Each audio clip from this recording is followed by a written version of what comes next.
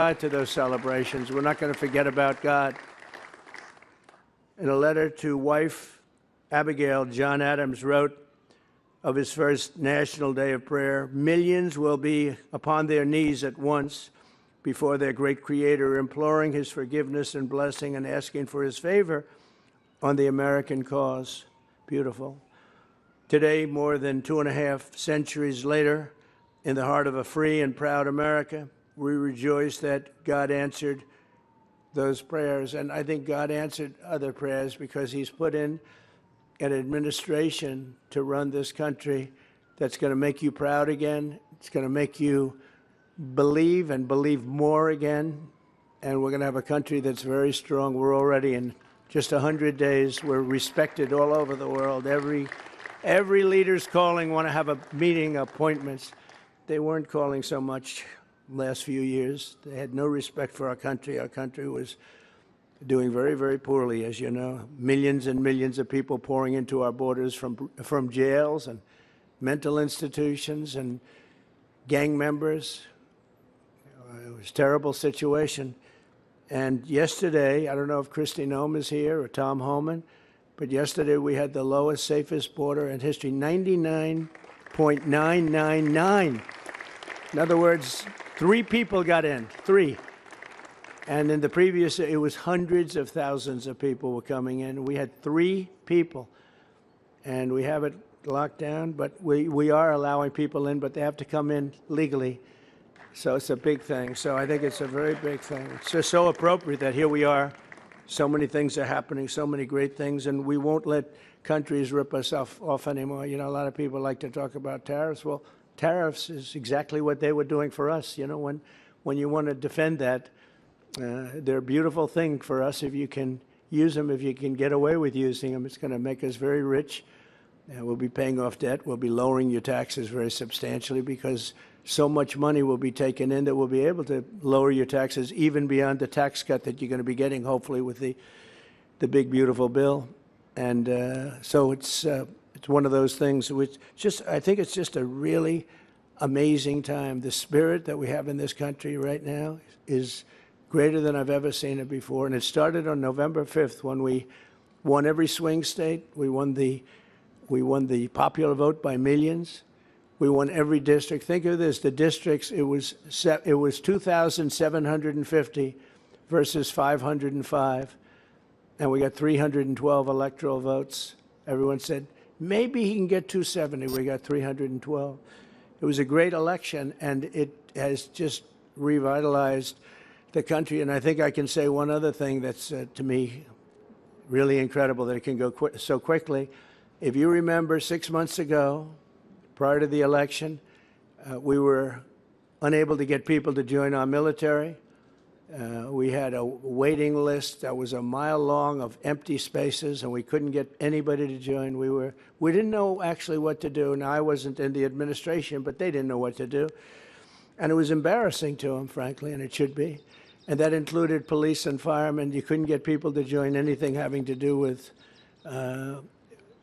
any of the military groups, any of the law enforcement groups, first responder groups. You couldn't get anybody to join.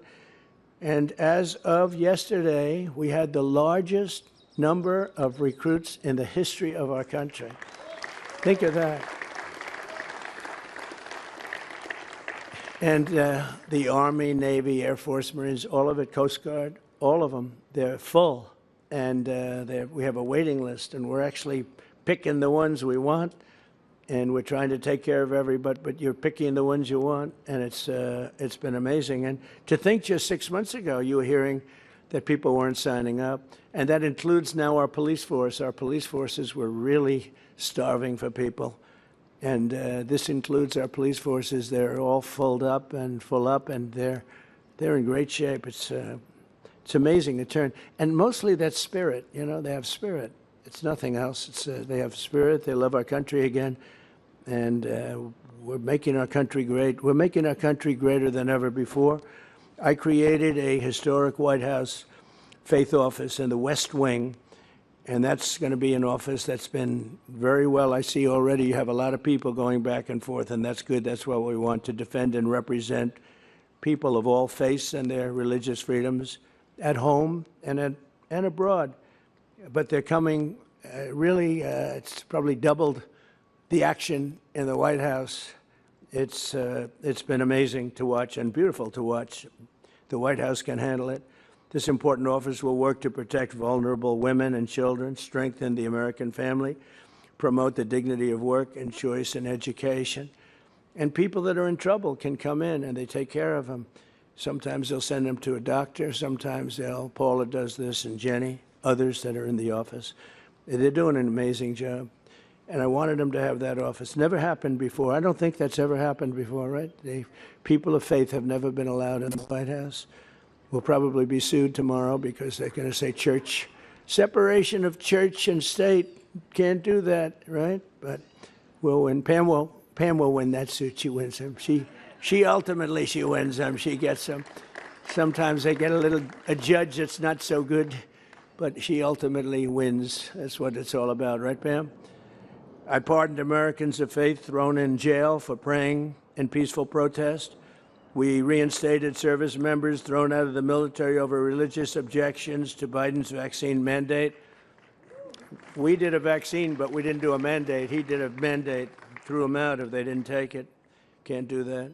I signed an executive order to combat anti-Semitism and set up a DOJ task force to eradicate the anti-Christian bias. We've taken away a lot of, you know what? Just sit down, please.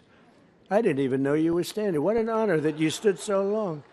Wow, that's a great honor. Thank you. Because I know if Biden were up here, you would have been seated. You might have never stood up. No, that's a great honor. I didn't realize it. I signed an executive order to combat anti-Semitism. It's a big thing, a big thing. And I set up a DOJ task force, which is really a big thing, and Dan, you're going to be involved in it, to eradicate anti-Christian bias. You haven't heard that, but there's anti-Christian bias also.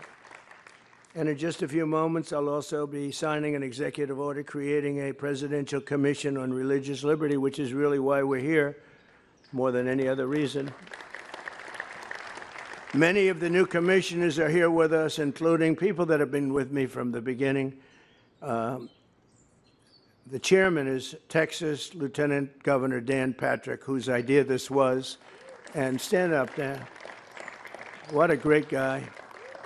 What a great political person.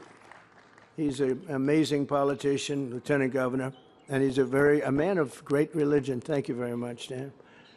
As well as Dr. Ben Carson. Ben, I don't have to say much about Ben. I don't have to say much. He's been with me from the beginning. You know, he was campaigning against me originally. Can I tell that story, Ben?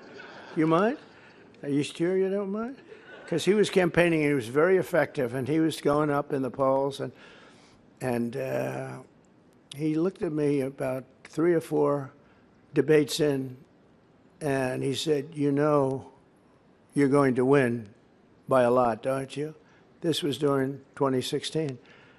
And I said, what do you mean, Ben? What do you mean? You're campaigning. Don't say that, Ben. You're campaigning. You have a shot. He was a little bit behind, pretty far enough. But he said, you know you're going to win. These people can't beat you. Nobody's going to be able to beat you. I said, why? He said, because God is with you. I said, that's nice.